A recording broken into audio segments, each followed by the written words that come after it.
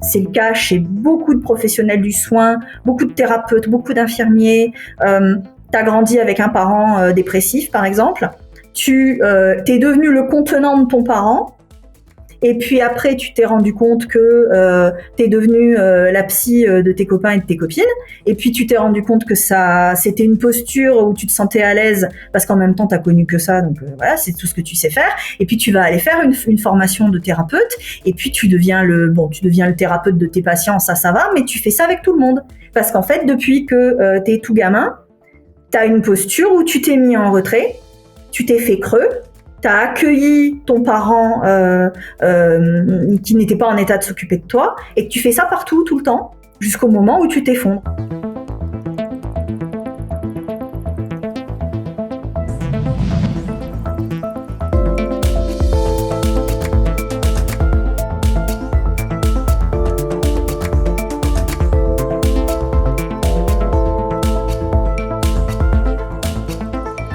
Salut les curieuses, salut les curieux. Aujourd'hui, j'ai la chance d'avoir à nouveau rendez-vous avec Marie-Anna Morand. En effet, nous avions déjà eu la chance d'échanger ensemble lors d'un rendez-vous passionnant dont je te laisse le lien dans la description. Après cette rencontre, nous sommes restés en contact, j'ai continué de suivre son travail et je suis vraiment ravi de l'accueillir aujourd'hui pour aborder une question capitale: grandir au sein d'une famille toxique. Quelles répercussions dans la vie d'adulte? Bonjour Marie-Anna et merci beaucoup d'avoir accepté à nouveau cette invitation. Bonjour Mathieu, merci pour ton invitation, ça me fait plaisir d'être là, ça me fait plaisir de revenir et je suis sûre qu'on va passer un bon moment tous les deux. Je suis persuadé de ça, d'autant plus que la dernière fois, ça s'était vraiment bien passé. Donc, j'invite vraiment les gens à aller voir ce rendez-vous qui était un des premiers. Et les premiers, ils ont une petite teinte, tu sais, un peu de nostalgie. On se dit, ah, c'était innocent, on était là, on avait beaucoup trop de matériel. Ça fait plaisir de repenser à ces rendez-vous-là et de réindiquer le lien qui mène à ces discussions qui étaient plus libres, qui étaient moins thématiques à l'époque qu'aujourd'hui. Là, aujourd'hui, on a un sujet précis à aborder ensemble. Je fais un petit crochet quand même, d'ailleurs, pour également présenter Gaëtan qui sera en régie durant toute l'émission et qui viendra à la fin pour nous partager, comme à son habitude, son point de vue subjectif. Voilà, j'en arrive à ma première question pour toi, Marie-Anna. Si tu poses ton attention sur ta sensibilité, qu'est-ce qu'elle dit là tout de suite? Elle me dit que je fais très attention à ma respiration pour essayer d'être calme et détendue. Et il y a encore quelques années, quand je devais faire une interview comme ça, j'étais extrêmement stressée. Et je vois le chemin parcouru juste en étant sensible à mon état nerveux dans une situation de stress. Parce que même si je prends beaucoup de plaisir à être là, c'est toujours stressant d'être filmé et de devoir défendre son point de vue. Et je me rends compte que plus je le fais, et plus ça devient facile. Enfin, facile, toute proportion gardée. Ça devient... on le fait avec un peu plus d'aise. Voilà. Ok, chouette. C'est bien aussi de voir ça, ouais, de voir ce chemin parcouru. C'est pareil pour nous aussi. Il y a vraiment plus de savoir-faire d'une certaine façon dans les situations qui au départ, quand elles sont nouvelles, peuvent créer des courts-circuits où on a peur en fait, des courts-circuits plus qu'ils n'arrivent d'ailleurs en général. Donc il y a un petit stress d'avant rencontre qui est peut-être moins présent ou alors plus maîtrisé d'une certaine façon. Je le disais donc en introduction, nous allons parler ensemble de la vie d'adulte d'une personne ayant grandi au sein d'une famille toxique. Alors pour commencer, je vais te demander la question qui est en fait très scolaire, de définir ce qu'est pour toi une famille toxique. Une famille toxique, c'est une famille à l'intérieur de laquelle la vie est interdite. Tu n'as pas le droit de vivre parce qu'en fait, personne ne sait comment on vit et donc c'est une famille à l'intérieur de laquelle tu apprends à survivre. Sauf que tu ne le sais pas et donc tu crois que c'est ça la vie normale. Et tout l'enjeu consiste à apprendre à faire la distinction entre la vie et la survie. Une famille toxique, c'est aussi un espace à l'intérieur duquel tu grandis en étant un objet. On ne t'apprend pas à devenir sujet, d'abord parce que souvent on ne sait pas ce que ça veut dire, et donc tu ne grandis pas en ayant le droit d'être vivant, mouvant, capable d'avoir ton intériorité, tu es éduqué pour être un objet, c'est-à-dire soit tu es conforme aux attentes, soit tu n'es pas conforme aux attentes, soit on sait même pas quoi faire de toi et donc tu es un objet bon pour le rebut. Voilà. Une famille toxique, c'est ça. Et après, il y a des degrés dans la famille toxique, c'est-à-dire que tu peux avoir une famille légèrement dysfonctionnelle, tu peux aussi avoir une famille extrêmement perverse, et tous les degrés entre ces deux polarités. Voilà. Et donc, selon où tu te situes, ça va être plus ou moins facile de s'en émanciper, plus ou moins lourd à porter. Ok, merci pour cette réponse. Bah déjà, dans cette première réponse, j'ai envie de te dire, donc ça demande, quand on grandit au sein d'une famille toxique, ça demande de comprendre ce qu'on attend de nous. Du coup, Oui. ça demande presque de deviner, parce que c'est plus ou moins clair, j'imagine, la façon dont le rôle qu'on attend de nous, il est à la fois fixe, j'ai l'impression, mais à la fois, on va faire des erreurs dans la façon dont on voudrait incarner ce rôle pour être tranquille. Qu'est-ce que... Oui, en fait, comme tout petit mammifère, tu comprends que si tu es rejeté par ta mère, tu vas mourir. Et par ta mère et par tout le clan, en fait. Donc, tu apprends très très vite à identifier les risques de rejet. Et donc, tu vas essayer de te conformer le plus possible à ce qu'on attend de toi, sachant que dans certaines familles, ce qu'on attend de toi, c'est très précis, c'est même très clair, très défini. Mais parfois, ce qu'on attend de toi, ça l'est pas, et ça crée encore plus de confusion parce que selon les fois, les réactions vont pas être les mêmes. Donc, ça va générer d'autres types de problèmes. En tout cas, dans tous les cas, ça va générer une forte anxiété puisque ta survie dépend en permanence de ta capacité à décoder ce qu'on attend de toi et tu vis avec une épée de Damoclès au-dessus de la tête parce que si jamais tu te trompes, tu vas le payer cher et symboliquement derrière, bah, tu es exclu et tu meurs. Ok. Ouais, il y a de l'enjeu. Après, lorsque j'ai su qu'on allait parler de ça, bah déjà, j'étais content à l'idée d'en parler avec toi, mais aussi j'ai une petite voix qui a commencé à dire « Alors tout se joue au départ, on peut pas y échapper. Notre enfance et notre famille déterminent tellement de choses pour la suite, c'en est presque énervant. Pourquoi ça a cette importance-là ?» Donc voilà, j'avais aussi envie de donner la parole à cette facette de moi qui est branchée sur le « il y en a marre de l'enfance et de ses répercussions sur les personnes que nous devenons ». Et en même temps, je le vois bien dans les accompagnements que je fais, l'enfance est pratiquement incontournable. J'accompagne des personnes de tous âges et il arrive toujours un moment où l'enfance s'invite sur le devant de la scène, qu'on le veuille ou non. C'est un caillou dans notre chaussure à vie, cette histoire. C'est l'enjeu même de l'origine. C'est-à-dire que symboliquement parlant, tu viens de là et tu passes ta vie à essayer de te déprendre de ça. Et où que tu ailles, quelque chose te ramène à l'origine. Et c'est un travail permanent d'essayer de se déprendre de ça. Et on voit bien que les enfants qui ont été abandonnés à la naissance, par exemple, vivent une immense souffrance de ne pas savoir quelle est leur origine. Et donc, même si on souffre énormément de son origine, on en a besoin, ne serait-ce que pour pouvoir se situer, pour pouvoir décider dans quelle direction on va. Et donc oui, c'est très agaçant de se dire qu'on est pétri de ça, et en même temps, si on l'avait pas, ben on se retrouverait dans la même impasse que beaucoup de gens qui sont orphelins et qui vivent dans une comment dire, face à une béance, face à un vide, face auquel ils ne peuvent pas se situer. Et c'est tout aussi terrible, si ce n'est plus. Ouais.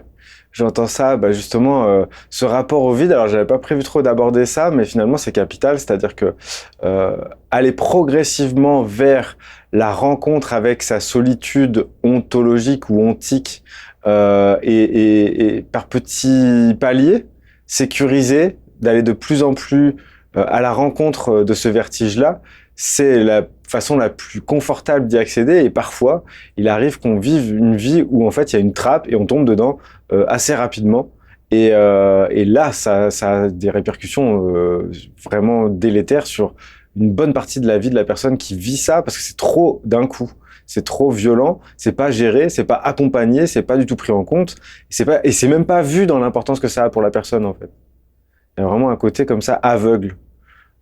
Du coup, voilà, je fais ce petit détour, mais là où je voulais en venir, c'est qu'en fait, les premières fois, là, tu parlais de l'origine, et c'est vrai que les premières fois, elles ont un impact capital sur nous. Et grandir au sein de sa famille, ce sont que des premières fois. Envoyer nos premiers signaux, recevoir nos premières réponses à ces signaux, nos premiers regards sur le monde, les premiers regards qu'on pose sur nous, nos premiers pas, nos premiers mots, nos premières relations, tout cela se déroule généralement au sein de notre famille, quelle qu'elle soit. Ce sont donc les premières empreintes, celles qui vont nous permettre de nous situer, de nous évaluer, de nous rencontrer, de nous développer. Et les premières empreintes, ce sont les plus marquantes. Quand je dis ça, en fait, j'imagine un paysage enneigé, sans traces de pas. Tu sais. Et si on fait pas attention, les premières traces, vont avoir pour effet d'indiquer le seul chemin possible sur ce paysage. Comment c'est cette image pour toi, ça parle ? Oui, ça me parle. Moi, je reviens souvent aux mêmes enjeux. C'est 3 enjeux fondamentaux sont construits dans la famille et vont impacter toute la vie. Le premier enjeu, c'est la relation. C'est-à-dire que l'apprentissage de la relation se fait en famille. Ta première relation, en général, c'est la mère. Ensuite, c'est les autres membres. Et tu apprends à être en relation ou pas. Et à être en relation sécure ou à être en lien ou en absence de lien. C'est-à-dire que je fais une distinction entre le lien et la relation. Le lien, ça t'attache. C'est attaché ou pas attaché, alors que la relation, c'est quelque chose de mouvant qui te permet de bouger, de voir l'autre bouger, et on continue, on se rapproche. Ça, soit tu l'apprends dans ta famille, soit tu l'apprends pas. Si tu l'apprends pas, ça veut dire que dans ta famille, tu as appris le mode binaire attaché ou pas attaché. Et le fait d'avoir cette vision-là de la relation, tu vas le rejouer partout derrière. Donc ça, c'est le premier enjeu qui a un impact phénoménal sur ta façon de te positionner dans le monde. Le deuxième enjeu que tu apprends dans ta famille, très vite, c'est l'enjeu de la place. Est-ce que j'ai une place ou est-ce qu'on voulait pas de moi ? Est-ce que j'ai la bonne place ou est-ce que j'ai pas la bonne place ? Parce que dans les familles dans les familles toxiques, les enfants sont à une place d'objet, donc il y a le bon objet, le mauvais objet, et puis l'objet dont on sait pas quoi faire. Ou alors, tu as la chance de naître dans une famille pas toxique et tu as une place en tant qu'être humain, comme humain en devenir. On est à l'écoute des mouvements de ton existence, on est à l'écoute de tes émotions, on est à l'écoute des limites du respect qu'on te doit. Et puis c'est bien, et tu vas pouvoir jouer ça toute ta vie, de savoir reconnaître les endroits où tu es accueilli en tant qu'humain et les endroits où tu l'es pas. Mais quand tu n'as pas ça, quand tu as grandi dans une famille toxique, où on t'a appris à te regarder toi-même comme un objet, parce que tout le monde te regarde comme un objet, tu vas traîner ça aussi longtemps, et jusqu'au moment où tu vas être obligé de regarder ça en face pour arrêter de tomber sur des conjoints qui te font du mal, de te faire harceler partout où tu passes au travail. Bref, tu vas rejouer ça. Et il y a un troisième enjeu qui vient de la famille, c'est l'enjeu du pouvoir. Je m'explique, quand tu nais, tu as un tout petit bébé, tu es totalement impuissant.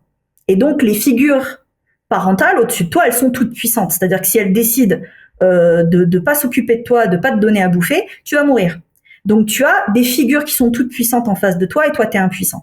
Et c'est dans cet espace-là que tu vas apprendre petit à petit à gagner en autonomie, à gagner en pouvoir, à apprendre à avoir du pouvoir tout en respectant les limites et en assumant la contrainte qui est la limite du désir de l'autre, par exemple. Tu vas apprendre tout ça. Et si, dans ta famille, on te laisse être tout puissant, ou au contraire, on te maintient en permanence à une place d'objet qui n'a pas de pouvoir face à une figure toute puissante, tu n'apprends pas tous ces enjeux du pouvoir. Et partout où tu vas aller dans ta vie d'adulte, ça va aussi avoir un impact sur la façon dont tu vas mobiliser tes ressources pour construire quelque chose ou pas. Et quand tu n'as pas bien appris tous les enjeux du pouvoir et des limites de ton pouvoir, pour construire quelque chose, tu es entravé de partout.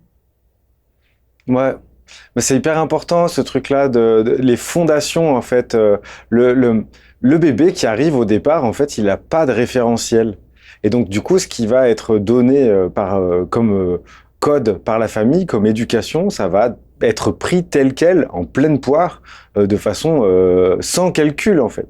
Et ce que j'ai l'impression, c'est que il est difficile peut-être parfois pour les familles d'avoir conscience de à quel point ce qui va être fait dans les premiers temps est important, percutant, structurant ou déstructurant, selon ce qui est donné. Mais en tout cas, ça a ce rôle-là normalement structurant. C'est ce qui est voulu au départ. Enfin, en tout cas, quand on accueille un être vivant dans une incarnation, et dans sa vie d'humain, a priori, ce qu'on est censé lui fournir, c'est un cadre et les premières choses sur lesquelles il va pouvoir ériger le reste, en fait, finalement. Et prendre la mesure de ça, je suis pas sûr que tout le monde soit au courant, en fait, de ce que ça veut dire, finalement. Probablement pas. Mais après, on a éduqué des enfants pendant des millénaires sans avoir l'université des sciences de l'éducation pour nous expliquer comment faire. Donc, chacun compose avec son propre bagage et le niveau de réflexivité qu'il a et le niveau de recul qu'il a par rapport à sa propre éducation. De toute façon, comment dire, le parent parfait, ça n'existe pas, et heureusement. En revanche, on peut essayer de mettre en travail certains enjeux, et la première chose, il me semble, c'est d'essayer d'avoir un peu de distance par rapport à l'éducation qu'on a reçue soi-même. C'est-à-dire que qu'elle soit particulièrement saine et structurante ou qu'elle ait été dysfonctionnelle, l'éducation qu'on a reçue, on a besoin, le jour où on devient parent, de s'en distancer un minimum pour apprendre à faire les choses à sa manière. Et c'est parce qu'on va apprendre à faire les choses à sa manière que on va s'inscrire soi-même dans une lignée, c'est-à-dire qu'on passe de fils ou de fille de ses parents à adulte et à parent soi-même. Et donc, on crée une nouvelle origine pour l'enfant qui va naître. C'est-à-dire qu'on l'inscrit à l'intérieur d'une lignée, mais en même temps, on l'inscrit à l'intérieur d'une lignée qui est un peu modifiée par notre expérience, notre regard, et parce qu'on fait ça, ça veut dire qu'on se pose un minimum de questions sur ce qu'on va transmettre. Et rien que cette posture-là, de se dire, OK, je vais être parent à mon tour, qu'est-ce que je garde de ce qu'on m'a donné et qu'est-ce que je modifie? Rien que ça suffit à faire que tu crées une posture parentale avec un minimum de réflexivité. Et donc, potentiellement, les événements vont faire que tu vas continuer à te poser des questions et à ajuster. Et donc, tu vas être un parent pas si mauvais que ça. Hmm. Eh ben, écoute, je vais mettre les deux pieds dedans. J'ai déjà évoqué sur des interviews précédentes, et puis je vais en faire d'ailleurs des petits podcasts uniquement vocaux avec ce que ça me fait de devenir papa pour la première fois bientôt. Et en fait, dans cet événement à venir, si tu veux, il y a je sais pas comment expliquer ça. Il y a le fait que je prends conscience, si je vais aller là-dessus, je prends conscience qu'ayant connu un contexte familial dysfonctionnel, je dirais, parce qu'en fait, c'est pas si clair que ça, si tu veux, c'était pas toxique à 100%. Il y avait un dosage, il y avait quelque chose de particulièrement abrasif, déformant et percutant, qui m'a demandé une trentaine d'années, voire un peu plus avant de le démêler.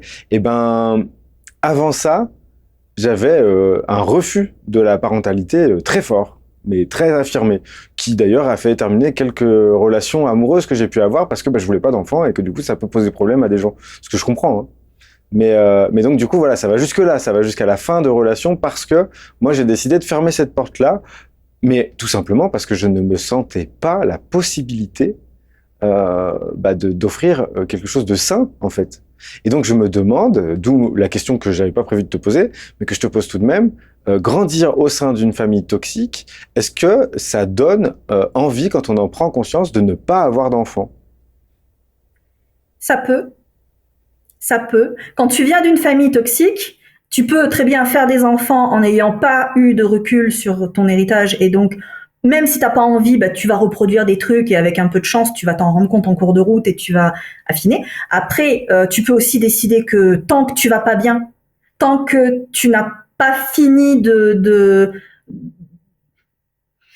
tant que tu n'as pas créé ton propre espace de sécurité, tu ne veux pas accueillir un enfant à l'intérieur parce que tu te dis que tu vas pas lui donner les meilleures chances dans la vie, Et tu peux aussi décider que t'as tellement eu de mal à construire un espace à toi que t'as pas envie de prendre ce genre de responsabilité et tu as envie de te donner de la place pour vivre toi. Et on a le droit aussi de prendre cette posture-là.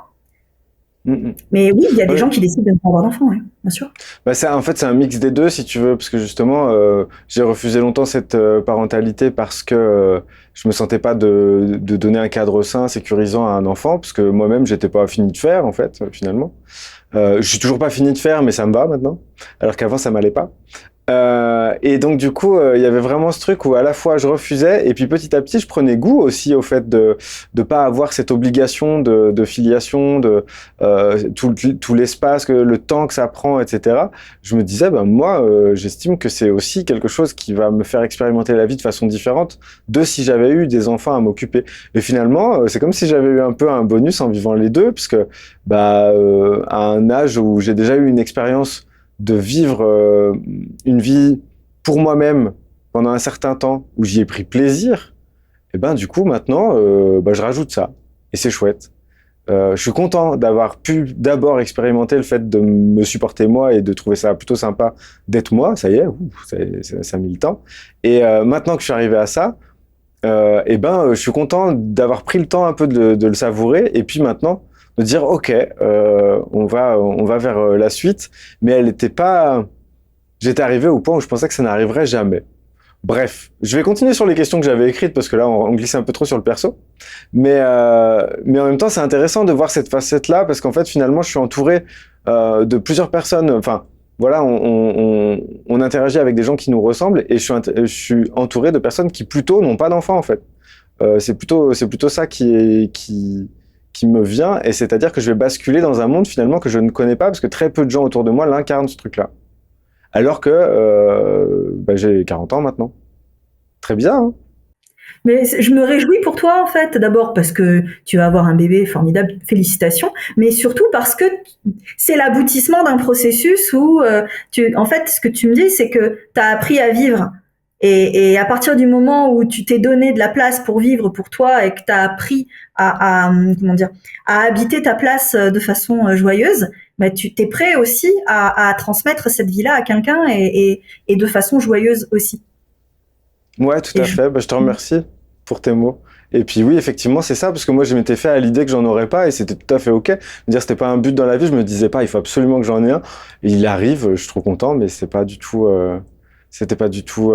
un objectif. C'était pas du tout prévu que ça se passe comme ça. Et là, j'aime bien parce que justement, ce que tu disais tout à l'heure, le figement. Le fait que les choses sont arrêtées et que donc bah quand la vie elle est arrêtée, elle circule plus, et quand elle circule plus, bah c'est délétère. Bah là pour le coup, j'avais figé le fait que j'en aurais jamais, puis je me suis détendu et je savais plus, mais c'était ok que ça se passe dans un sens ou dans l'autre.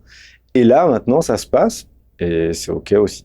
Je reviens un peu aux questions que j'avais prévues. En fait, avec Hélène Vecchiali que j'ai reçue récemment, on a parlé bah, de la figure du sauveur et puis notamment de la parentalisation des enfants.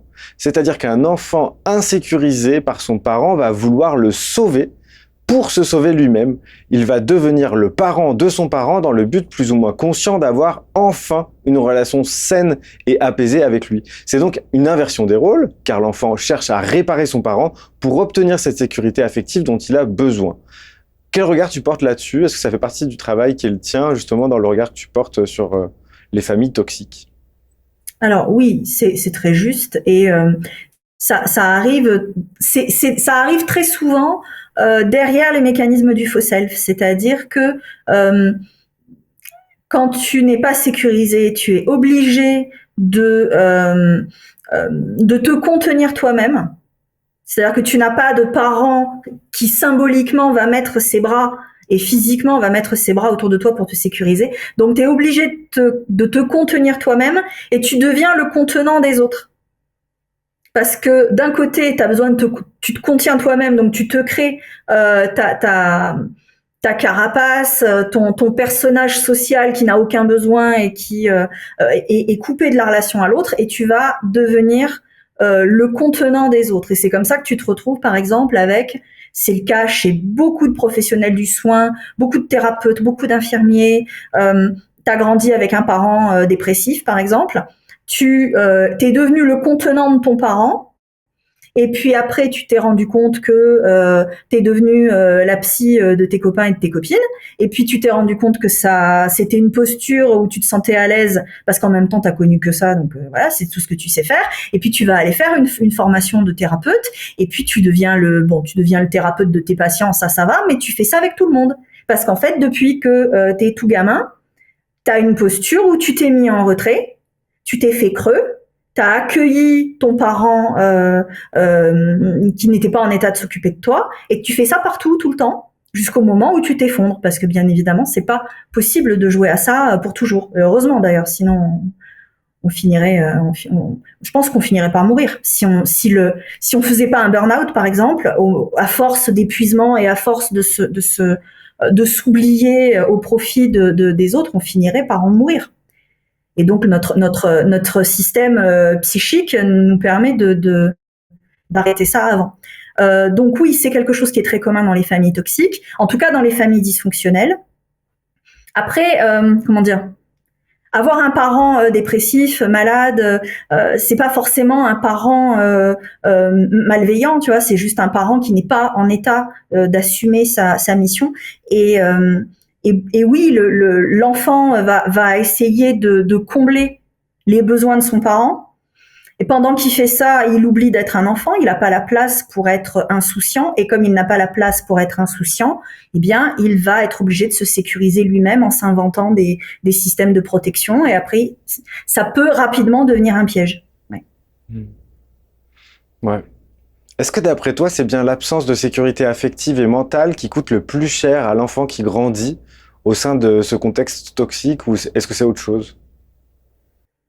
Si, c'est l'absence de sécurité. C'est l'absence de sécurité au moment de sa vie où il est le plus vulnérable.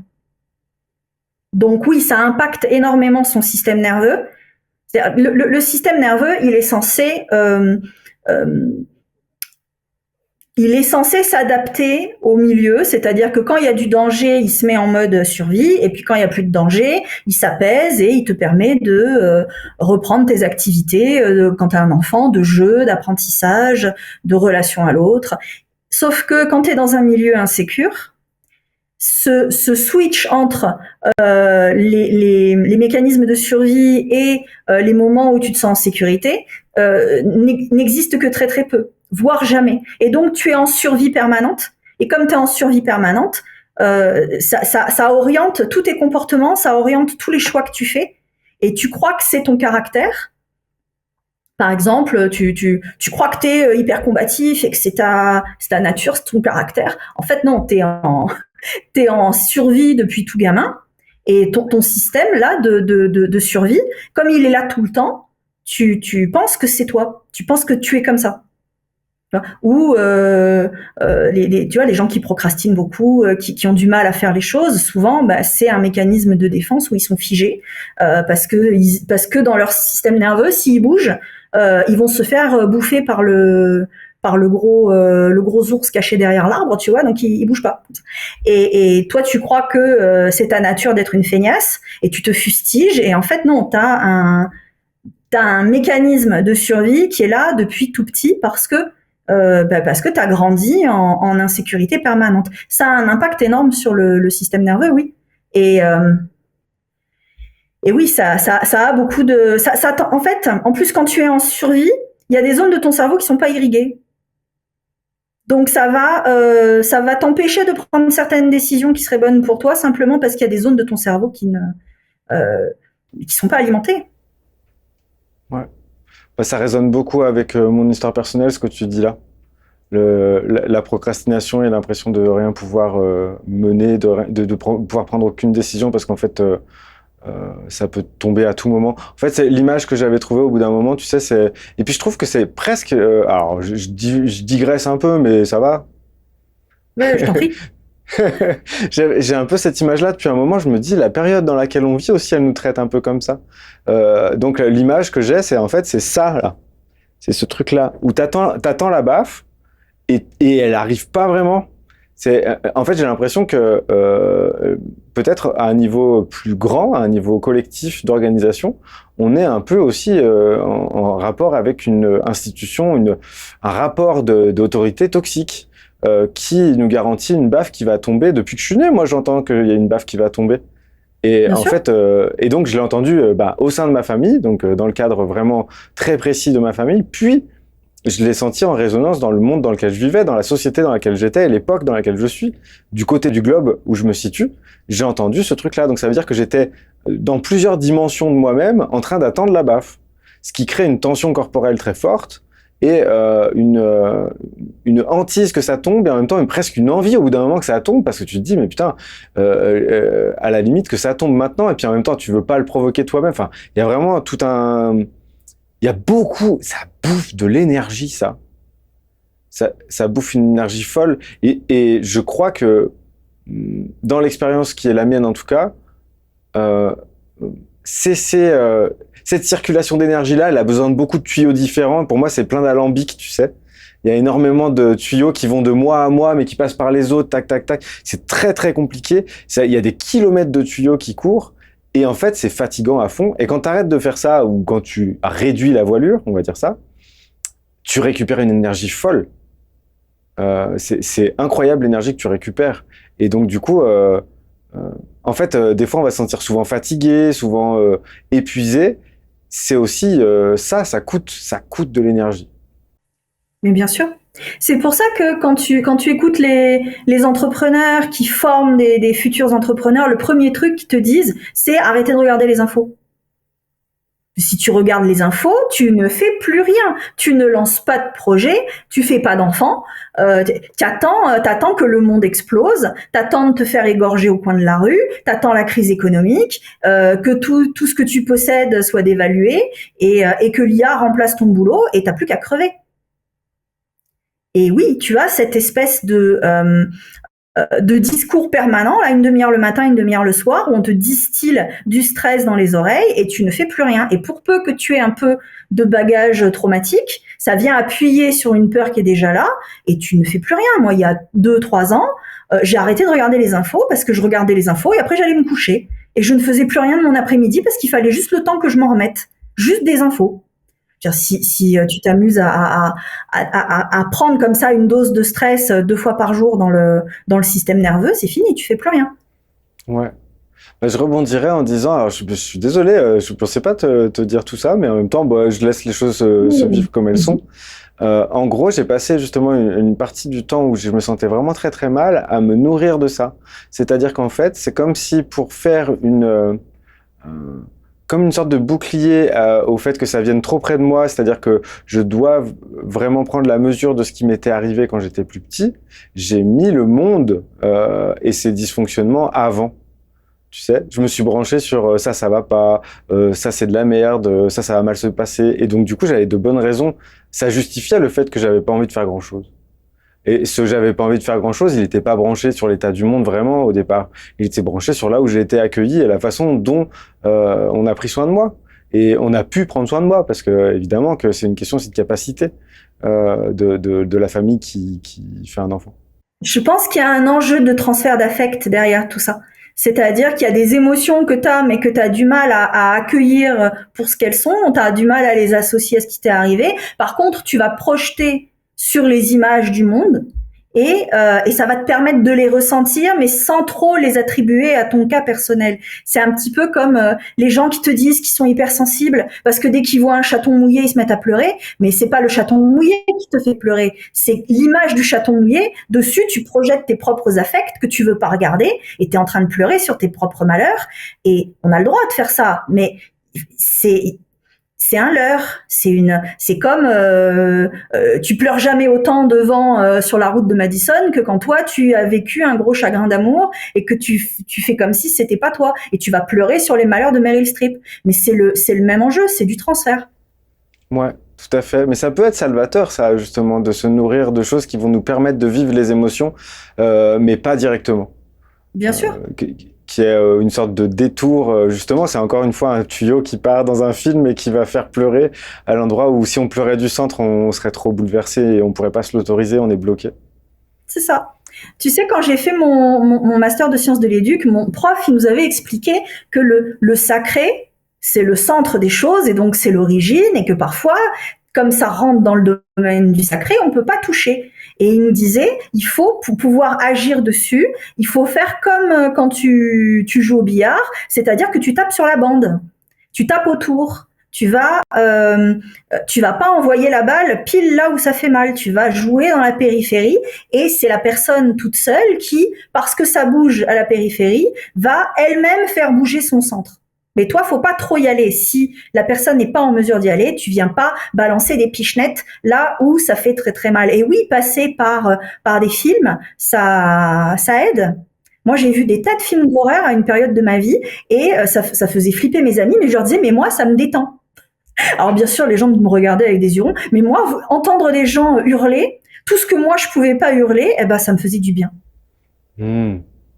Ah, c'est super important de pouvoir justement avoir ce genre de traduction. Parce que ça paraît absurde, l'énoncé paraît absurde, et quand tu mets ton témoignage personnel qui a du sens dans ce qui était le fait de bien aimer les films d'horreur, ça sonne différemment. Merci. Et Que du je coup, raconte non mais souvent. c'est mais ouais, mais j'aime bien. Je trouve que c'est percutant en fait quand c'est quelqu'un qui a vécu vraiment la situation et qui te dit, bah regarde ça, tu le trouves bizarre, bah regarde, bah en fait moi je l'ai vécu et je peux te dire pourquoi ça a du sens pour moi. Et quand ça a du sens pour une personne et que c'est incarné en fait, que on sent bah voilà, c'est toi qui le dis, t'en témoignes en fait, c'est un témoignage. Et ben ça prend une autre tournure, ça prend une autre forme et une autre couleur. Donc merci. Et du coup, j'ai passé par le travail que je fais depuis quelques années autour d'un sujet qui est connexe et je pense qu'il y a des zones de jonction entre nos deux dadas du moment. Je parle des décalés de naissance, donc du coup, voilà, je suis en train de bosser plein de trucs sur ce sujet et j'avais remarqué quelque chose et je pense que c'est en rapport aussi avec potentiellement grandir au sein d'une famille toxique. C'est avoir une chance importante de que on soit un enfant qui devienne très vite adulte mais en restant enfant trop tard. Que les deux, qui est comme une sorte d'impact qui génère cette double réalité. On est devenu adulte trop tôt, donc responsable trop tôt, seul trop tôt. Et donc, mais on reste enfant trop tard aussi, parce qu'au bout de, je sais pas, quand on a 35 ans et qu'on n'a pas encore la situation vraiment très calée que certains trouvent que c'est normal à atteindre, et ben on est en retard aussi à ce niveau-là. Ou quand on a des jeux qui s'apparentent plus à des trucs d'enfants. Parce qu'en fait, il y a vraiment ce truc-là. On essaye quand même de faire passer l'enfant, de lui faire vivre une enfance, malgré tout, avec, je sais pas, des fois des trucs un peu absurdes, un peu grotesques, mais en même temps, il faut bien qu'il prenne l'air, cet enfant, par certains moyens qui sont peut-être des fois, oui, un peu maladroits.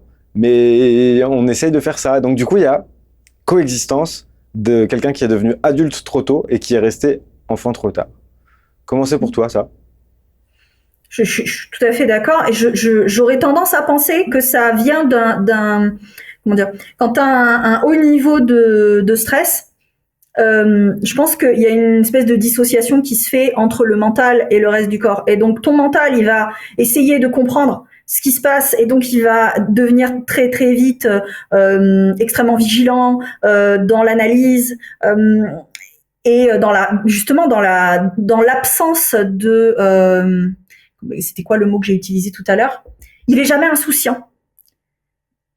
Et donc comme ton mental n'est jamais insouciant, il y a plus de connexion avec le corps, avec le désir de jouer, avec le ressenti, et donc tu vas théoriquement, tu vas être plus avancé que les autres, et en même temps, émotionnellement, tes émotions sont bloquées, donc comme elles sont bloquées, tu grandis pas d'un point de vue émotionnel. Tant que c'est bloqué, il y a plein de choses qui vont être entravées et tous les processus vivants à l'intérieur de toi sont bloqués. Donc tu peux continuer dans le mental à théoriser, à apprendre des choses et en même temps, c'est comme si tu étais clivé en fait.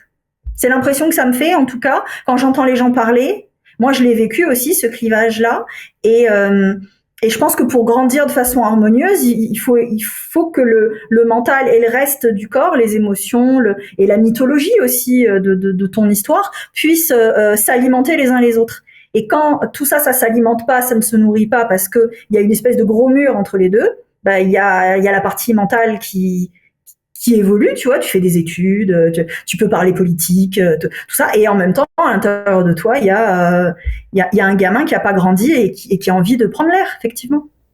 Ouais, tout à fait. Donc il y aurait une maturité logique, d'une certaine façon, rationnelle, et une immaturité affective qui coexisterait dans le même corps. Et donc ce serait compliqué d'être en même temps en train d'incarner l'un et l'autre. Et le corps, lui aussi, bah, du coup, il est mis à rude épreuve, puisqu'il doit héberger ces deux temps différents, ces deux temporalités différentes. Ça doit être pas évident pour lui.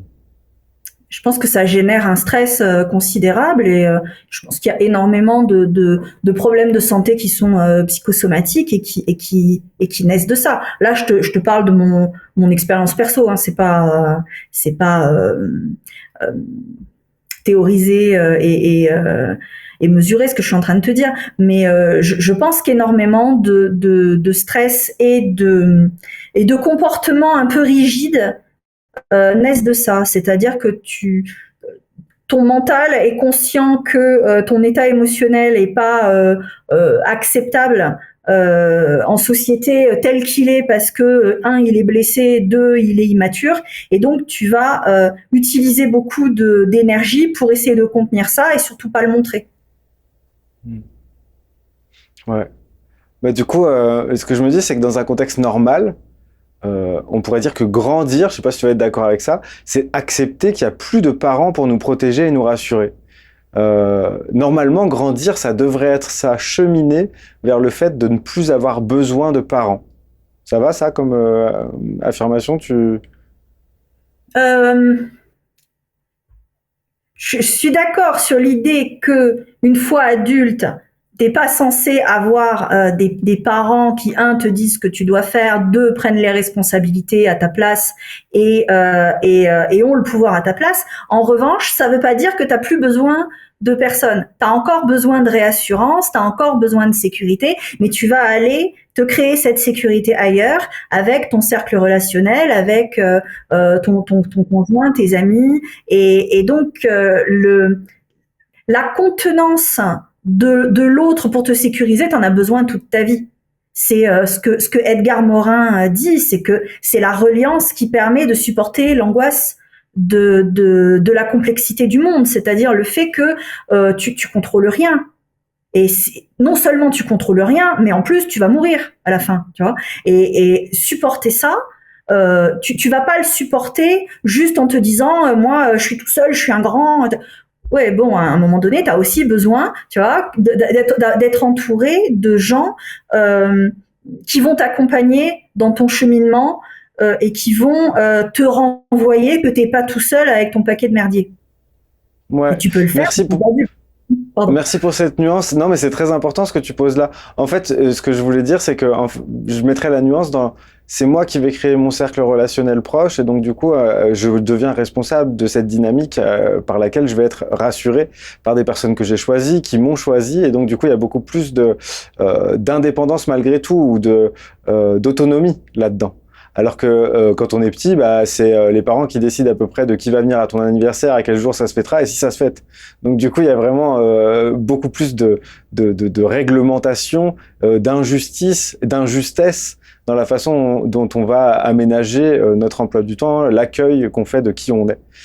Mais si on part de cette affirmation, donc, que grandir, c'est accepter qu'il n'y a plus de parents pour nous protéger et nous rassurer dans ce sens-là, grandir, c'est donc ça. Et que faire lorsqu'il n'y a pas eu de parents ou alors qu'ils n'ont pas joué le rôle qu'ils devaient avoir à ce moment-là. En fait, le travail d'acceptation est vachement complexifié. Il faut accepter qu'il n'y a jamais eu vraiment de parents alors qu'il y en avait, mais pas vraiment. C'est hyper subtil et délicat. Et c'est ça qui crée en fait en partie cette espèce de confusion qui peut durer des décennies derrière. Comment c'est pour toi que je l'exprime comme ça?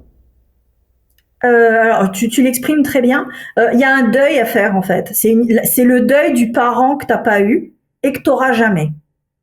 Et ça veut pas dire que personne pourra jamais te sécuriser, mais ça veut dire qu'il faut aller accepter d'aller maintenant trouver des figures adultes capables de nous sécuriser. Mais le problème, c'est que les adultes, les amis ou même les praticiens, les thérapeutes que tu vas aller voir, ils ne seront jamais à la hauteur du parent que tu as idéalisé, qui peut, par sa seule présence, faire disparaître les monstres qui sont sous ton lit. Aucun adulte, aucun thérapeute ne pourra avoir cette toute puissance qu'on a projetée sur le parent idéal, tu sais, qui fait le bisou qui guérit tout, tu sais. Ma maman, elle me faisait ça quand j'étais petite, quand j'avais mal, elle me faisait le bisou qui guérit tout, et j'avais plus mal. Et c'est ça le pouvoir immense que tu accordes à ton parent. Et pour ceux qui n'ont pas eu ça, ben, il va falloir accepter l'idée d'être contenu et sécurisé par des gens imparfaits, par des gens qui ne sont pas tout puissants. Et souvent, quand tu n'as pas eu le parent que tu as vu comme tout puissant et qui t'a sécurisé, tu le cherches, tu cherches l'ami qui est tout le temps là pour toi. Et le jour où il répond pas au téléphone, tu te dis que tu peux pas compter sur lui. Et tu cherches le thérapeute parfait qui se souvient de tout ce que t'as dit et qui a tout compris avant même que, et il va toujours être décevant. Et le problème des gens qui cherchent comme ça dans leur monde adulte l'image du parent parfait qu'ils n'ont jamais eu, c'est qu'ils sont toujours déçus. Et le fait d'être déçus, ça entretient l'idée qu'ils peuvent compter sur personne et qu'ils sont tout seuls, et ça crée une espèce de moulinet comme ça de personne ne m'aime et personne n'est jamais là pour moi. Et tout l'enjeu consiste à arrêter de courir après le parent idéal qu'on n'a pas eu pour accepter d'être sécurisé par un cercle d'humains imparfaits mais bienveillants à notre égard. Ouais, merci pour ça. Je suis très touché par ce que tu viens de partager. J'avais jamais mis les mots comme ça sur cette partie-là du puzzle. Et je trouve ça très puissant. Et j'ajouterais même que en résonance, ce que je pourrais toucher dans ce que je connais moi, c'est une toute-puissance aussi personnelle. On avait déjà abordé ça lors de notre premier rendez-vous d'ailleurs, je me rappelle. Mais c'est le fait de dire, là, faire le deuil d'un parent parfait, parce que à ce moment-là, on est en fait dans une idéalisation totale de ce que tu dis, c'est de l'or et tu es Dieu dans mon monde parce que tu es mon seul repère, ou vous êtes mes seuls repères. Eh bien, c'est aussi quelque chose qu'on va à la fois pas trouver à l'extérieur et pas trouver à l'intérieur, mais dont on aura du mal à se résoudre à ne l'avoir trouvé ni dans un endroit ni dans l'autre. Il y a aussi à l'intérieur ce truc-là. D'idéalisation de ce qu'on pourrait faire si jamais on avait eu une enfance immaculée. C'est comme si on nous devait une vie en fait, une vie sans accident, sans maltraitance, sans aspérité de cet ordre, parce que ça nous a trop abîmés. On rêverait d'être cette personne qui n'a pas reçu ce traitement-là, d'une certaine façon. Et c'est le piège des thérapies qui durent trop longtemps ou des accompagnements qui durent trop longtemps de façon générale. C'est l'idée que tu cours après le fait de devenir la personne que tu aurais été si tu étais né ailleurs. Et cette personne, elle n'existe pas. Donc tu cours après une espèce d'idéal qui est un pur fantasme, qui est de l'ordre de l'idéal de soi, de moi pas abîmé, de moi tout beau, tout sans névrose, comme si c'était possible de pas en avoir. Et en fait, on rentre dans ce qu'on appelle la course à la réparation. Et quand tu rentres dans la course à la réparation, ben en vérité, t'es encore en train de te regarder comme un objet cassé. C'est-à-dire que tu continues à poser sur toi le regard du système à l'intérieur duquel tu as grandi, c'est-à-dire que tu es un objet défaillant, manquant, jamais assez conforme, et tu t'es là à essayer de te reboulonner la tête. Et ce qui est terrible, c'est si tu as le malheur de tomber sur un praticien qui raisonne comme ça aussi, enfin qui te renvoie on va vous réparer, on va vous rendre, on va vous réparer votre système nerveux, madame, on va vous inquiétez pas, à un moment donné, vous allez être tout beau, tout propre. Et c'est des choses que tu entends dans le discours marketing, dans certaines pratiques, où tu es porteur d'une lumière divine, pure, sacrée, qui va enfin se révéler. C'est-à-dire, il y a un truc, tu vois, de la croyance que tu portes en toi, une essence pure qui a été abîmée par plein de trucs, et on va la réparer, on va la restaurer, et elle va briller, elle va illuminer le monde. Et toi, t'es là et tu te dis, putain, oui, moi qui me suis sentie tant abîmée, j'aimerais tellement accéder à ça. Et en fait, tu rentres dans une course sans fin, après quelque chose qui n'existe pas, ça te rend crédule, ça te rend manipulable à souhait, parfois par des gens volontairement malveillants, parfois par des gens juste qui croient que oui, on est vraiment porteur d'un truc immaculé en soi, et ils sont pas forcément malveillants, mais ils ont une vision de l'humain qui est un petit peu éloignée de la réalité, et tu rentres dans une quête sans fin, et tu t'épuises, et tu finis par terre, en fait.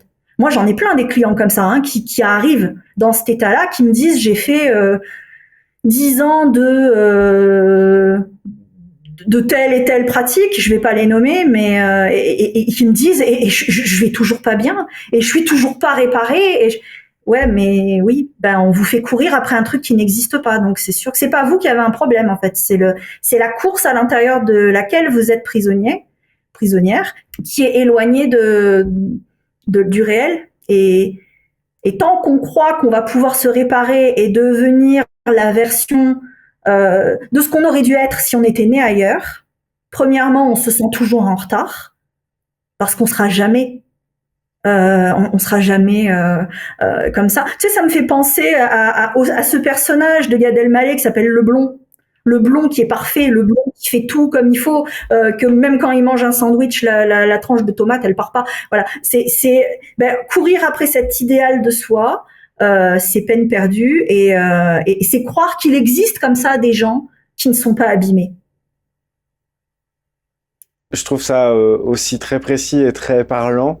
Je te remercie de mettre ça sur la table aujourd'hui. Il y a comment expliquer ça? J'ai plein de choses qui me traversent là dans ce que tu mets au centre. Il y a vraiment ce truc-là de dire il y a plein de choses. Bon, je commence par le début. En gros, chercher celui qu'on serait si jamais on n'avait pas été abîmé, c'est en fait vouloir contourner le problème. Et l'image qui me venait, si tu veux, tu sais, c'est comme quand tu imagines du papier calque avec le dessin précis de ce qu'il y a en dessous sur une feuille normale. En fait, on ne veut pas superposer celui qu'on est aujourd'hui avec celui qu'on devrait être, finalement. C'est comme si c'était insupportable de faire coïncider les deux, de dire c'est ça, en fait, je suis cette personne-là. Et c'est tout l'objet de cette chaîne depuis le début, c'est quand je disais réhumaniser son extraterrestre, c'est exactement ça, c'est-à-dire redescendre dans ses pompes. Mais avec toute la douceur possible, s'il y a de la douceur accessible à ce moment-là, et surtout considérer que à l'endroit où on aimerait tellement être cette personne qui n'a pas connu ces problèmes-là, en fait, on peut trouver l'amour qu'on voudrait se donner malgré tout. Je trouve que dans cette démarche-là qu'on a de se chercher sa version parfaite, parce qu'en fait, on aimerait tellement pouvoir se donner l'amour qu'on se donnerait à coup sûr si on était parfait. Il y a vraiment ça qui est caché derrière, je trouve. Oui. Et ben, tu vois, quand tu as grandi dans une famille toxique, on t'a traité comme un objet, que ce soit le bon objet ou qu'importe, hein, même le bon objet, c'est jamais qu'un objet. Donc ça a l'air d'être cool et en fait ça l'est pas. Hein. Mais on t'a jamais regardé comme un humain, et toi tu ne sais pas te regarder comme un humain. Et tout le travail consiste à réapprendre, comme tu dis, à être dans ses pompes. Et moi j'appelle ça apprendre à se regarder comme un humain. C'est-à-dire qu'un humain, c'est pas parfait, c'est pas infaillible, c'est pas tout puissant, ça n'est pas lisse, et ça porte des vides en soi, et c'est manquant, et c'est fracturé, et c'est normal, et c'est très bien. Et c'est dur de l'admettre. Mais oui. Ouais, carrément.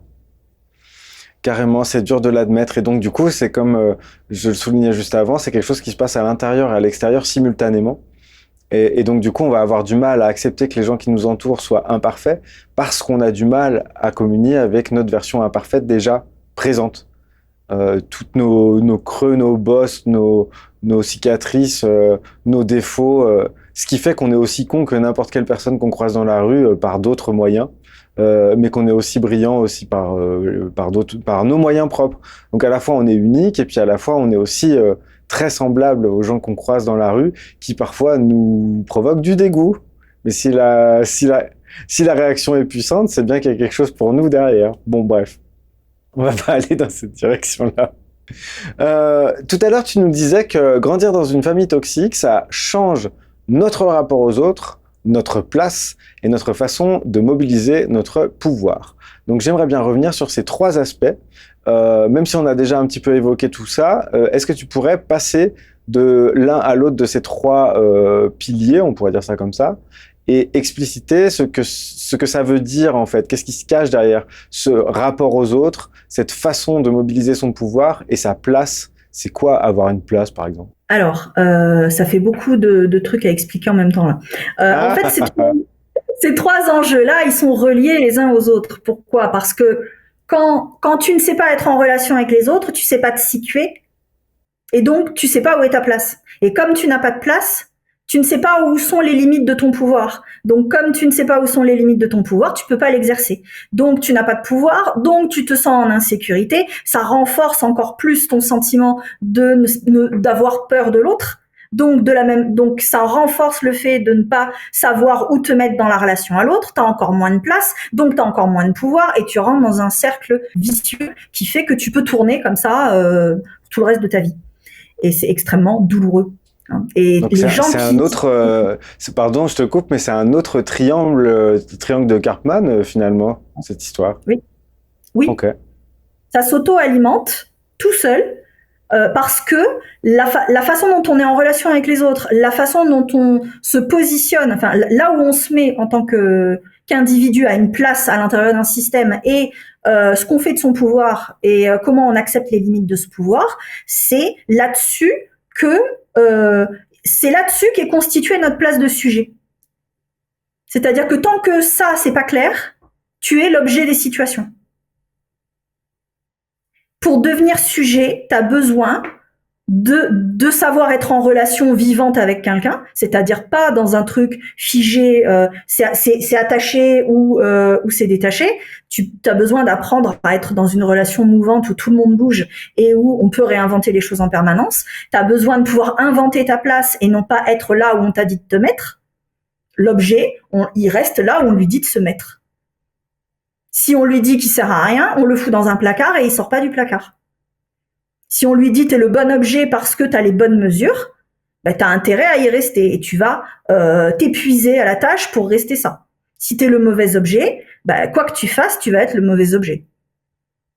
Et puis tu vas être dans une espèce de posture de rebelle où tu vas continuer à être rejeté partout où tu passes et finalement tu restes le mauvais objet. Et devenir sujet, c'est inventer ta place. Inventer ta place à l'intérieur de la cité. Ça veut dire pas tout seul déconnecté, pas au-dessus du monde, pas en dessous du monde, à l'intérieur du monde. Et ça, tu sais pas faire non plus quand t'as grandi dans une famille toxique, parce que tu te mets là où on t'a dit de te mettre. Et comme tu es soit en dehors de la cité, soit au-dessus, soit en dessous, soit nulle part, t'as pas de pouvoir, parce que ton pouvoir, il s'exprime depuis ta place à l'intérieur de la cité, avec des limites, avec des lois. Donc, s'il n'y a pas de loi, il n'y a pas de limite, t'es tout puissant, mais t'es nulle part. Si tu n'as que des limites, mais aucun pouvoir, tu es impuissant, et t'es pire qu'un chien.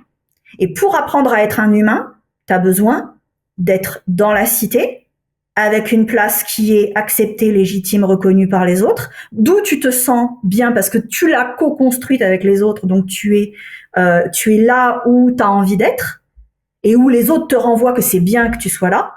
Et à partir de là, tu peux exprimer du pouvoir. Et donc, tu vas pouvoir construire des choses, avoir des projets, être créatif, devenir le leader de ta vie, peut-être même un jour le leader d'autres gens, parce qu'ils vont avoir envie de construire des trucs avec toi.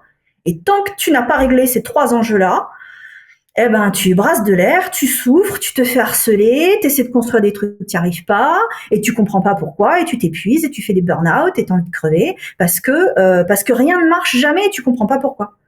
Tu comprends pas pourquoi, parce que ces trois enjeux-là, ben, tu les as pas mis au clair. Et tu le sais même pas, tu sais même pas que c'est ça qui te bloque. C'est pour ça que c'est terrible. Et c'est pour ça que c'est important d'avoir cet échange aujourd'hui. Tu vois, ma question, elle n'était pas évidente au départ. Tu m'as dit merci pour la patate chaude et je suis content de te l'avoir posée parce que ta réponse, elle est super. Donc, ça aurait pu faire de moi un mauvais intervieweur et ça a fait de toi une bonne interviewée. Donc, je suis ravi. Mais tu sais, ces trois enjeux-là, c'est ceux que je développe dans les formations que je crée. Donc, je Ouais. comprends bien la façon dont c'est articulé. Tu m'aurais demandé un autre concept, j'aurais été bien embêtée. Tu as demandé pile sur ce que je maîtrisais, je te remercie. Et ça fait de toi un très bon intervieweur, t'inquiète pas. Ah, merci. Mais en plus, ce que je veux dire, c'est que justement, je pose pas la question parce que c'est ton domaine de compétence. Je pose cette question parce que tu as mis le doigt sur des choses qui me paraissent essentielles et dont je suis vraiment, honoré de pouvoir discuter avec toi aujourd'hui sur ce sujet-là et tout, parce que vraiment, je pense qu'il va y avoir quelques billes pour. C'est un peu rugueux là ce qu'on échange, donc c'est pas obligé d'être agréable pour les personnes. Donc évidemment, si jamais c'est trop difficile d'entendre ce qu'on est en train de dire, il faut déjà avoir éteint cette vidéo et être passé à autre chose, ou alors il faut le faire maintenant. Je suis pas partisan du fait que tu te fasses du mal avec le contenu. Par contre, si jamais c'est quelque chose qui est juste à la limite de l'acceptable, là ça commence à devenir intéressant parce que ça veut dire que tu es en mesure d'accueillir certains éléments qui sont donnés ici dans cet échange et qui peuvent peut-être créer des déclics, des petites étincelles sur ce qui va se passer pour toi plus tard. Et ça, ce serait vraiment chouette que y ait un pas de plus vers le fait, soit de prendre son pouvoir et ensuite de voir que la relation avec les autres, elle change et que la place, elle se prend différemment, et etc. Et que du coup, un des 3 points du triangle trouve peut-être certaines ouvertures aujourd'hui, certaines possibilités d'action et de mise en action et de mise en application dans le monde qui te sont singulières et personnelles. En tout cas, c'est tout le mal que je te souhaite. Mais surtout, ne te fais pas de mal justement avec cette vidéo et arrête là si jamais c'est pas cool. Hein. Ça me paraît intéressant de faire cette petite parenthèse parce qu'on n'est pas là pour se taper dessus non plus, quoi. Moi, je pense que si ça bouscule, c'est intéressant. Si ça percute, c'est dommage. Enfin, les frais. On n'est pas toujours prêt, en fait. On n'est pas toujours prêt à... Il y a des moments où, en fait, on est tellement affecté par ce qui nous est arrivé que la mise en distance, le fait de rencontrer celui qu'on est avec toutes ses blessures et tout, c'est juste tout simplement impossible. C'est pas une question de les personnes ne veulent pas, ils auraient qu'à se bouger le cul ou je sais pas quoi. L'exemple typique, ça va être les personnes qui, lors de leur dépression, ne peuvent pas se lever le matin, elles peuvent pas se lever et puis on peut pas comprendre quand nous on peut se lever, c'est comme ça. Voilà. Si ça fait très très mal, à un moment donné, ton cerveau il déconnecte, c'est-à-dire que ça ne fait même plus sens. C'est-à-dire que tout ce que je peux dire, hop, tu comprends pas. Et tu comprends pas parce que si tu comprenais, ça ferait trop mal. Tu vois, donc à un moment donné, tu dis c'est du blabla. Ben c'est du blabla parce qu'en fait, ton cerveau il veut pas que tu comprennes. Et tant mieux, ça veut dire que c'est pas bon que tu comprennes maintenant. Ben reviens dans 1 an et puis on verra. Peut-être que là tu comprendras d'autres trucs qui seront utiles. Je vais te dire une chose, Mathieu. Quand j'ai fait mon master de sciences de l'éduc, on faisait des trucs comme ça pour apprendre philosophiquement parlant ce que c'était qu'un sujet. Et moi, j'étais tellement aliénée à cette époque-là que je lisais les textes de philo sur ce qu'était un sujet, je comprenais rien. Et j'en ai lu des bouquins de philo, hein. C'est pas un problème de compétences linguistiques ou intellectuelles. Non, je ne comprenais rien, pas une phrase. Et en fait, ça glissait. Tu sais, comme quand t'es très fatigué et que tu lis un texte et t'es arrivé à la fin de la page et t'as rien compris, parce qu'en fait, ça c'est passé, hop. Ça a glissé comme ça, comme sur les plumes d'un canard. Et ben moi, j'ai lu des dizaines de pages sur la philosophie du sujet, je ne comprenais rien. Et j'aime pas quand je comprends pas. Parce que moi j'ai un enjeu de toute puissance autour du savoir et de la compréhension des choses, et quand je comprends pas, ça me rend dingue. Donc j'ai relu les trucs 10 fois et je comprenais toujours pas. Attends, mais je faisais des crises de nerfs, tu vois, dans mon bureau, de sentir que c'était à ce point opaque, ce truc-là, alors que jusqu'ici, rien n'était inaccessible si j'y mettais le temps et l'énergie nécessaire, tu vois. Et là, je comprenais rien et je comprenais pas pourquoi je comprenais pas, ça me rendait folle. Ça me rendait folle. Et j'ai mis énormément de temps à comprendre qu'en fait, je ne comprenais pas parce que j'étais tellement objet d'un système que l'idée qu'il puisse exister autre chose, symboliquement parlant, ne faisait pas sens. C'est-à-dire que c'était tellement loin de ma sphère psychique que j'arrivais pas à imaginer. Et pendant tout le master, on m'a parlé de processus d'autorisation et et d'être sujet. Je comprenais rien. Et en fait, de septembre à mai, j'ai rien compris. Et j'ai commencé à comprendre ce qu'on me disait au mois de mai, c'est-à-dire 1 mois et demi avant la soutenance du mémoire, tu vois, donc c'était sympa. Et pendant un mois et demi, ouais, Ça m'a laissé 1 mois et demi quand même pour reformater tout ce qu'on m'avait balancé dans la tête. N'empêche que ce savoir-là, il m'a changé la vie, même si j'ai mis du temps à assimiler.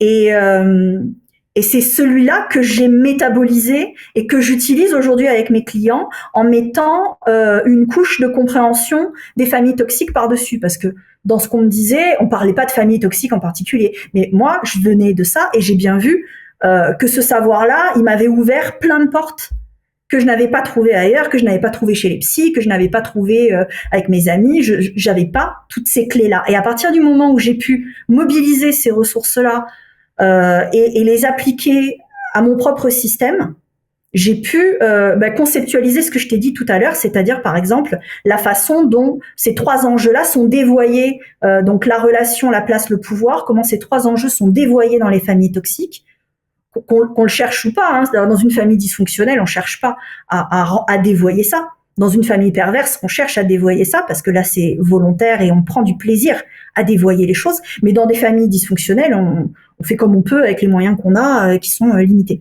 C'est pas la même chose. Eh ben, j'ai appris à mettre ce savoir-là théorique au service de ce public-là. Et je sais plus pourquoi j'en étais arrivée là. Oui, c'est une belle façon de mettre mon paquet de merdier au service de la cité. Et pour revenir à ce qu'on disait tout à l'heure, c'est-à-dire que la place s'invente, ben moi j'ai inventé ma place en transformant mon paquet de merdier en quelque chose d'utile à d'autres.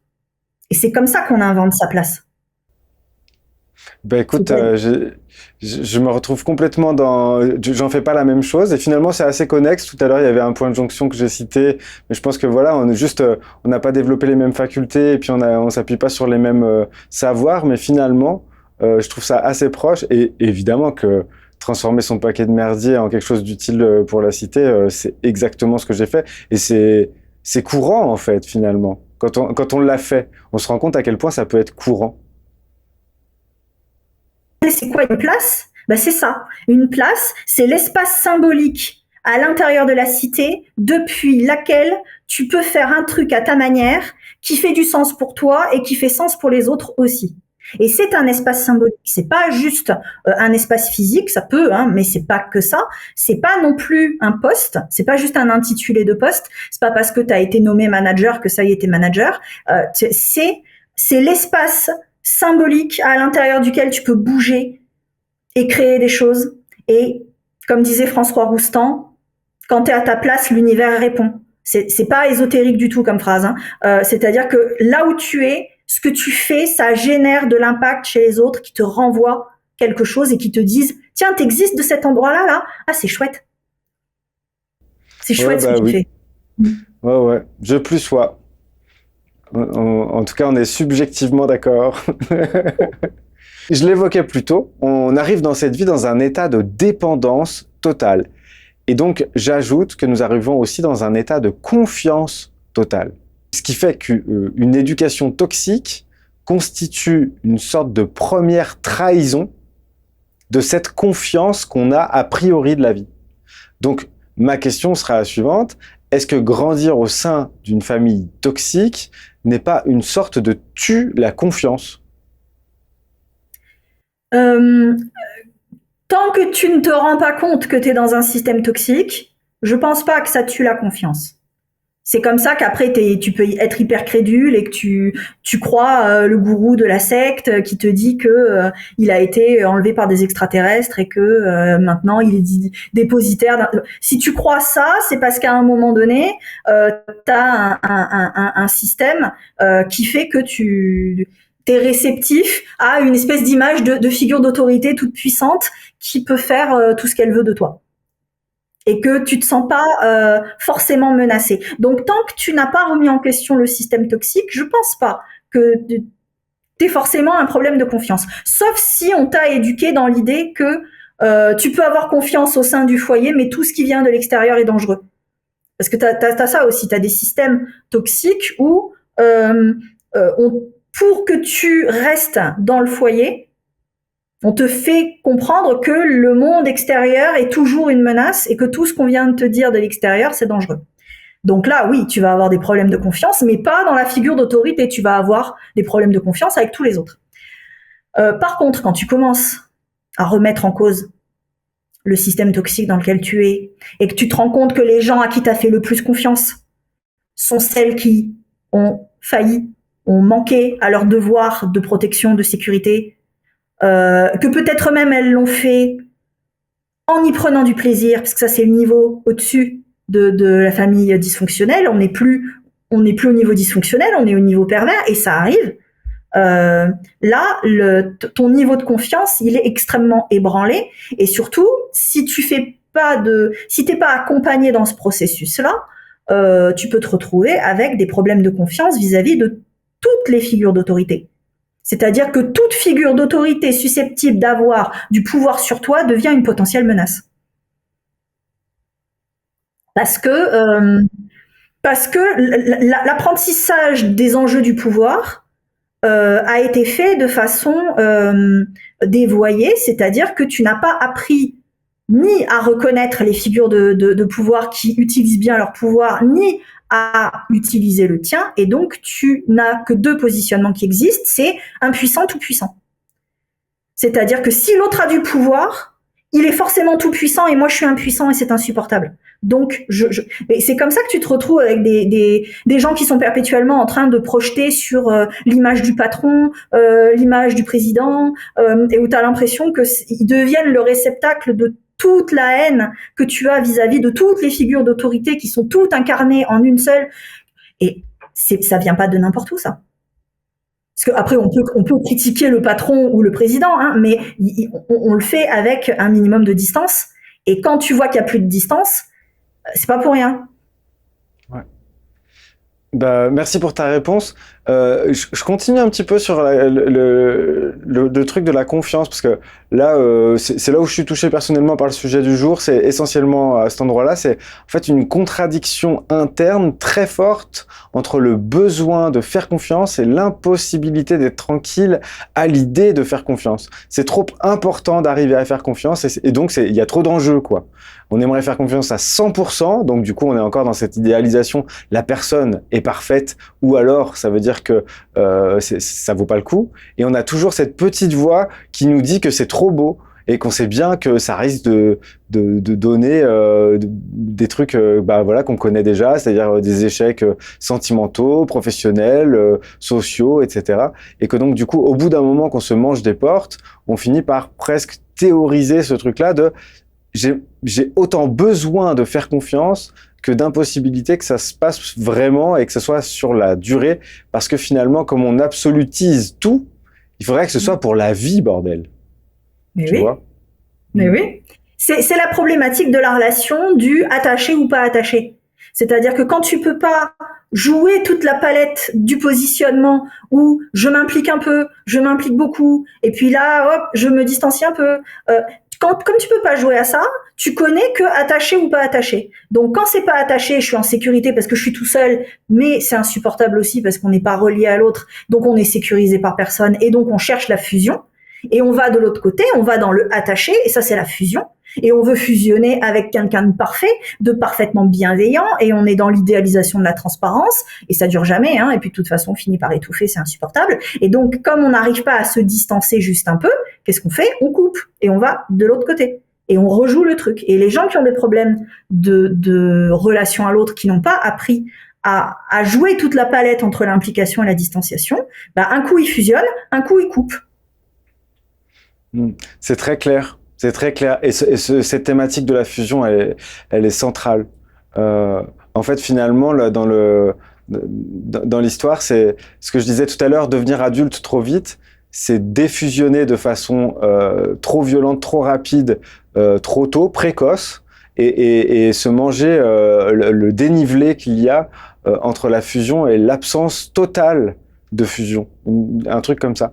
Et donc du coup, c'est ce thème-là, et du coup, ça hante, quoi. C'est-à-dire que on va essayer de le remettre à toutes les sauces ensuite quand on va grandir. Ça y est, tu vois, j'arrive un peu à sortir de l'enfance, ça y est. Mais c'est intéressant de le voir comme ça, je te remercie. Et donc du coup, la thématique de la confiance pour toi, c'est quelque chose que tu mets au sein de ton travail, ou alors c'est moi qui l'amène là en connexe du sujet? Je la mets quand je travaille avec ces enjeux-là de réapprentissage de la relation à l'autre. Mon boulot, c'est de faire partie des figures sécures pour la personne qui n'a jamais eu de figure sécure. C'est-à-dire que si elle vient me voir et qu'elle a une problématique de fusion et d'abandon et de masque qui prend trop de place ça veut dire qu'elle a jamais eu de figure suffisamment contenante pour se sentir en sécurité. Et donc, mon boulot déjà, c'est d'incarner cet espace-là, c'est-à-dire que c'est moi la contenance. Je vais jouer ce rôle-là 1 heure par semaine, 1 heure tous les 15 jours. Et donc, l'enjeu de la confiance, il va se jouer en priorité dans la relation que je vais essayer d'instaurer avec la personne qui vient me voir. L'enjeu étant que dans le travail qu'on est en train de faire, elle apprenne à identifier les signaux qui lui permettent de donner un petit peu de sa confiance à d'autres personnes. Parce que si je l'invite pas à faire ça, ça veut dire que, ok, je deviens l'espace contenant, mais ça veut dire que je deviens l'espace contenant pour toujours. Et ça, c'est pas possible. Parce que le but, comme on dit dans mon métier, c'est de travailler à son inutilité. Donc, le but du jeu, c'est que l'autre finisse par s'en aller de chez moi. Donc, il faut qu'elle apprenne à identifier les gens à qui elle peut donner un peu de sa confiance, et puis après un petit peu plus, et puis après encore un peu plus. Et donc, en faisant ça, elle apprend à s'impliquer un petit peu, et puis encore un peu, et après à se redistancer et à jouer. Et elle réapprend à jouer en sachant que elle peut revenir chez moi pour venir raconter comment ça s'est bien passé, comment ça s'est mal passé, et pleurer, et voilà. Jusqu'au moment où elle a plus besoin de faire ça parce qu'elle a appris à se relier à d'autres personnes qui vont devenir son nouveau cercle social. Donc oui, ça se joue bien sûr, et ça se joue en priorité dans la relation de confiance qui se joue avec son praticien. Ouais. Ok, merci pour ta réponse.